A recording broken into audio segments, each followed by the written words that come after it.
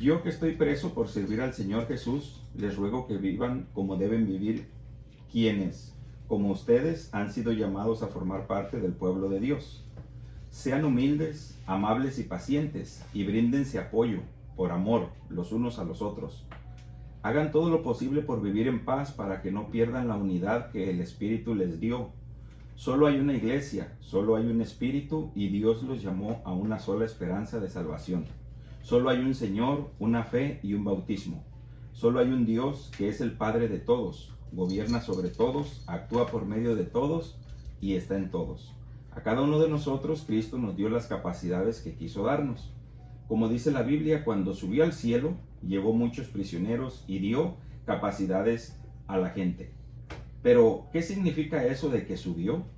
Pues significa que primero bajó a las partes más profundas de la tierra, y el que bajó es el mismo que después subió a lo más alto del cielo para llenar todo el universo. Él fue quien les dio a unos la capacidad de ser apóstoles, a otros la de ser profetas, a otros la de ser evangelistas y a otros la de ser pastores y maestros. Hizo esto para que todos los que formamos la iglesia, que es su cuerpo, estemos capacitados para servir y dar instrucciones a los creyentes. Así seremos un grupo muy unido y llegaremos a tener todo lo que nos falta. Seremos perfectos como lo es Cristo, por conocer al Hijo de Dios y por confiar en Él. Ya no seremos como niños, que ahora piensan una cosa y más tarde piensan otra, y que fácilmente son engañados por las falsas enseñanzas de gente astuta, que recurre a toda clase de trampas. Al contrario, el amor debe hacernos decir siempre la verdad, para que en todo lo que hagamos nos parezcamos cada vez más a Cristo, que es quien gobierna la iglesia. Cristo es quien va uniendo a cada miembro de la iglesia, según sus funciones, y quien hace que cada uno trabaje en armonía para que la iglesia vaya creciendo y cobrando más fuerza por causa del amor. Ahora, les pido de parte del Señor Jesús que ya no vivan como los que no conocen a Dios, pues ellos viven de acuerdo con sus tontas ideas. Son gente ignorante y terca, que no entiende nada y por eso no disfruta de la vida que Dios da. Han perdido la vergüenza, se han entregado totalmente a los vicios y hacen toda clase de indecencias. Pero esto no es lo que ustedes aprendieron acerca de Cristo, porque ustedes oyeron el mensaje acerca de Él y saben vivir como Él manda, siguiendo la verdad que Él enseñó. Por eso, ya no vivan ni se conduzcan como antes, cuando los malos deseos dirigían su manera de vivir. Ustedes deben cambiar completamente su manera de pensar y ser honestos y santos de verdad, como corresponde a personas que Dios ha vuelto a crear para ser como Él. Por eso, ya no deben mentirse los unos a los otros. Todos nosotros somos miembros de un mismo cuerpo, así que digan siempre la verdad. Si se enojan, no permitan que esto los haga pecar. El enojo no debe durarles todo el día, ni deben darle al diablo oportunidad de tentarlos. Quien antes fue ladrón debe dejar de robar y ahora trabajar bien y con sus propias manos. Así tendrá dinero para ayudar a las personas necesitadas. No digan malas palabras, al contrario, digan siempre cosas buenas, que ayuden a los demás a crecer espiritualmente, pues eso es muy necesario. No hagan que se ponga triste el Espíritu Santo de Dios, que es como un sello de identidad que Dios puso en ustedes, para reconocerlos cuando llegue el día en que para siempre serán liberados del pecado. Dejen de estar tristes y enojados. No griten ni insulten a los demás. Dejen de hacer el mal. Por el contrario, sean buenos y compasivos los unos con los otros y perdónense así como Dios los perdonó a ustedes por medio de Cristo. Bueno, lo que estamos viendo aquí, estamos viendo que el apóstol Pablo escribe a los Efesios, a la iglesia de los Efesios, y me llama la atención las recomendaciones que les da a la gente, a la iglesia de los Efesios. Me llama mucho la atención que les dice, que les da una explicación aquí, pero dice, les está diciendo que Dios escogió a unos para que sean profetas, otros pastores, otros maestros, otros evangelistas, y les dice, y para eso los escogió Dios, para que estemos capacitados para servir y dar instrucción a los creyentes. Así seremos un grupo muy unido y llegaremos a tener todo lo que nos falta. Seremos perfectos. Pero sigue diciendo aquí, lo que me llama más la atención del capítulo, es de que les da una recomendación y les dice que ya no vivan como los que no conocen a Dios. Pues los que no conocen a Dios viven de acuerdo con sus tontas ideas, dice aquí. Dice, son gente ignorante y terca que no entiende nada, por eso no disfruta la vida que Dios da. Entonces, lo que les está diciendo es de que cuando no conocemos a Cristo, cuando no conocemos al Señor, quiere decir, ahí a ellos les está diciendo que quiere decir que ellos vivían sin conocer a Dios y vivían una vida de pecado. Vivían una vida sin conocer a Dios, una vida donde aquí mismo Él les dice que tienen que cambiar completamente su manera de pensar y ser honestos, santos de verdad, como corresponde a personas que Dios ha vuelto a crear para ser como Él. Porque la Biblia dice en el libro de San Juan, capítulo 3, que Jesucristo está hablando con Nicodemo, un maestro de la ley, y le dice, es necesario volver a nacer de nuevo. Porque a veces, aunque la gente crea conocer a Dios, la Biblia dice que tenemos que volver a nacer de nuevo. Jesucristo hablando con ese hombre, con un hombre llamado Nicodemo, y ese hombre conocía la palabra de Dios, sí conocía, y sí sabía lo que decía la palabra. Pero Jesús se encontró con Jesús y Jesús le dijo, es necesario volver a nacer de nuevo, nacer del Espíritu, porque lo de la carne, el que nacido de la carne, carne es, pero el que es nacido del Espíritu es. Entonces aquí Él les dice a los efesios, a la iglesia de los efesios, les dice, ustedes tienen que cambiar completamente.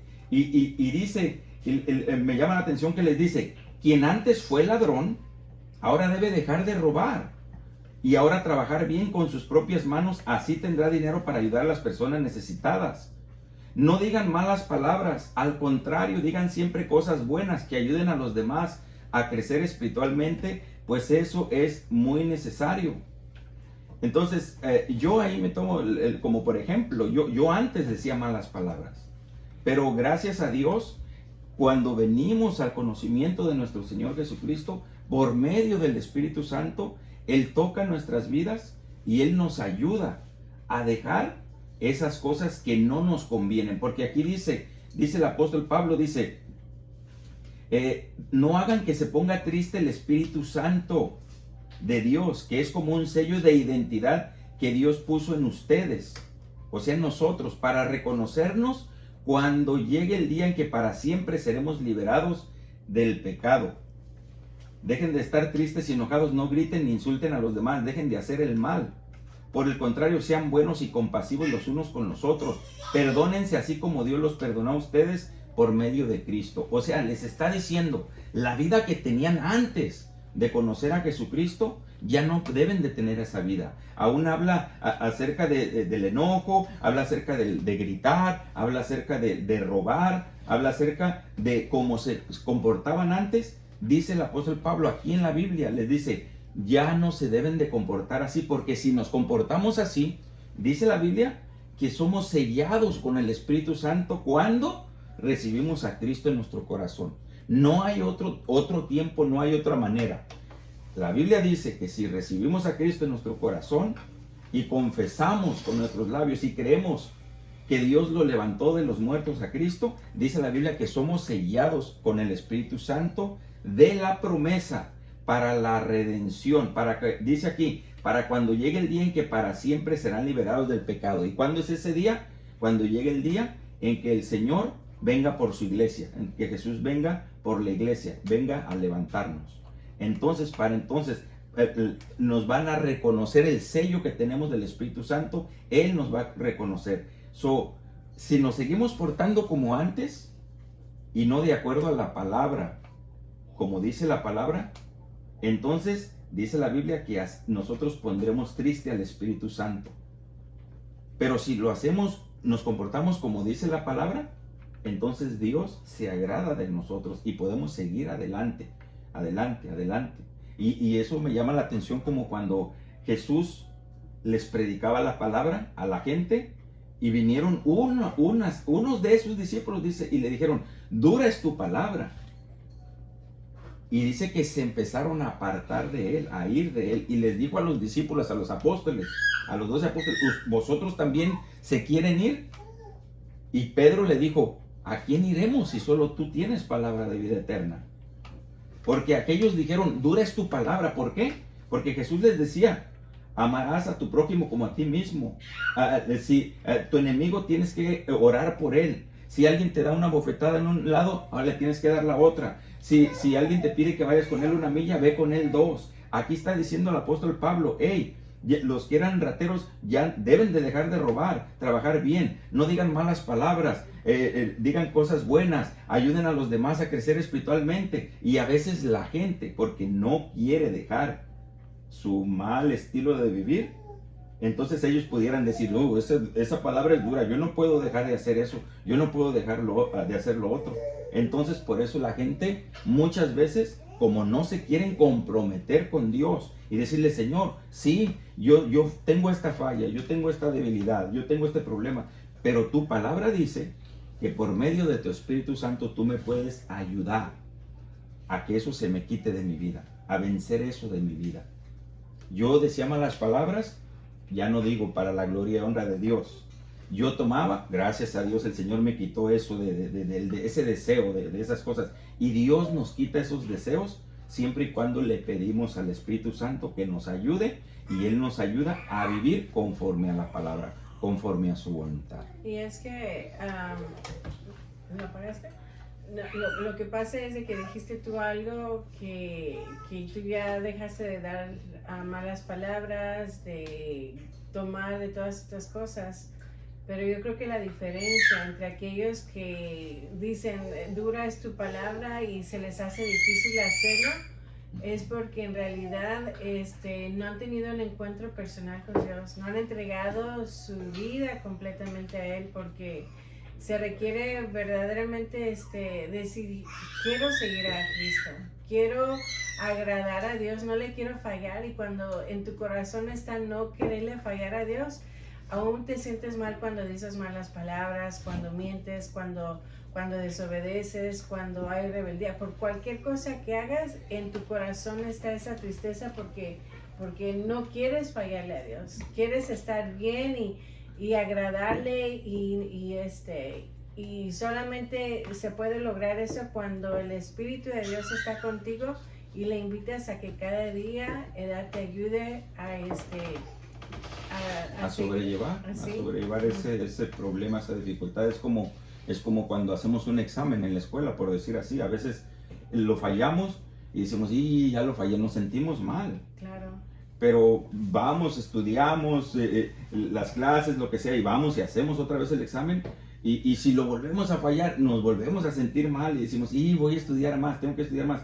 Hasta que lo pasamos, entonces nos sentimos en paz, nos sentimos esa satisfacción de que lo pasamos. Es lo mismo en la vida secular. Obvio, no somos los perfectotes, no somos nada, porque perfecto solo hay uno, dice la Biblia, y ese se llama Jesucristo. Pero vamos caminando. Pero la Biblia dice que tenemos que esforzarnos a aprender su palabra y esforzarnos a vivir conforme a su palabra, para que podamos cada día irnos pareciendo a nuestro Señor Jesucristo. Cada día tenemos que ir, hasta el día que Él venga por nosotros, o el día que el Señor nos llame a cuentas, que muera esta carne, que muramos. Entonces, hasta de entonces, y que Jesús venga por su pueblo, entonces dice la Biblia que seremos transformados. Hasta entonces, pero por mientras todavía fallamos cada día, pero cada día, gracias a la palabra de Dios, cada día podemos ir a la palabra y podemos tratar, esforzarnos y hacer compromiso con Dios de cambiar, de ser cada día mejores conforme a su palabra. Este es el manual de la